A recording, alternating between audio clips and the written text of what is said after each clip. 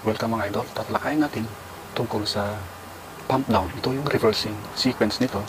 Meron kasing nag-comment sa ating video at nagpapasalamat siya dahil nakaugalay na nila magpakawala sa low side.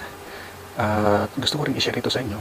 Ito, ipapakita ko sa inyo na meron tayong piston na compressor dito at makikita nyo sa bandang baba niya is nandyan yung ating suction pipe, na sa suction pipe is napakalapit niya sa ating layer o sa bottom part na kung saan nandun yung ating refrigerant oil.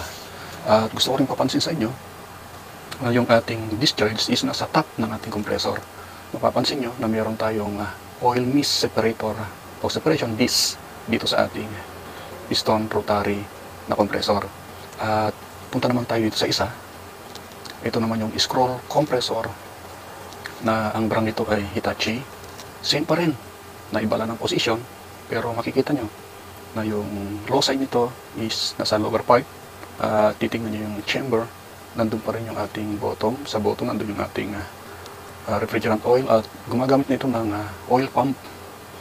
So kapag nagpakawala naman tayo, patay yung ating compressor. So yung majority ng refrigerant natin is nasa bottom part. So pag nagpakawala kayo sa suction, imagine nyo na lang guys kung gaano kalakas yung sumasama na refrigerant pag nagpapakawala tayo, na ito yung magiging sanhi ng maaring maging sanhi ng clogging sa ating system.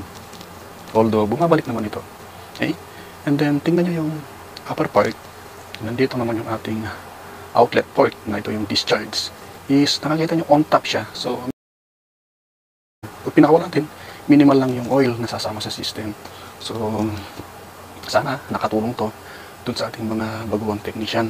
Ito kasi, it happens na nung bago rin tayo nag-refrigeration and air conditioning, isa rin to sa tanong ko sa aming mga senior tech. At bakit hindi sa low side nagpapakawala, dahil ang thinking natin pag low side is low. So yung buga niya is hindi kasing lakas katulad ng sa discharge. So mali pala. So comment lang kayo kung mayroon kayong mga gustong linawin pa. Kung ako naman ang mali, tama nyo ako. One way of the other is nag-sharing tayo dito. Salamat.